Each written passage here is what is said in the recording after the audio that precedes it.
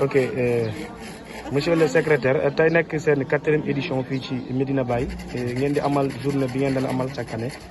journée spéciale yéen waa Veto Université Cheikh Anta Diop tey nekk seen 4e édition ñu lay laaj rek ndax am nga kàddu yoo ci war a mën a sànni pour dalal xelu askan bi ndax seen liggéey ñëpp a ko rafetlu taxawaay bi rafet lool tey bu fekkee am nga kàddu yooyu sànni rek yan la war a nekk tey. waaw avant tout di leen nuyu yéen ñëpp di leen sant di leen gërëm si interview bi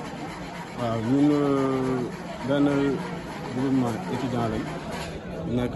école inter état des sciences et médecine vétérinaire de Dakar waaw teg si Talibé Baye ñu yoroon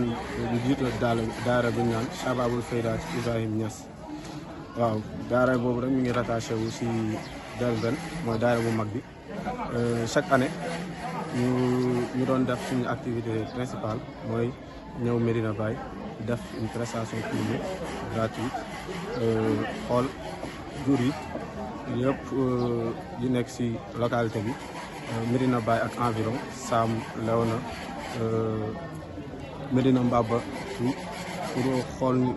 jàppale askan bi seen jur yi ku ci am problème ñu traité ko gratuitement. D'accord par rapport ak bi ngeen ko daan def ba njëkk ak tey ndax gis nga changement ce que je pense. waaw mën nañ jàpp ne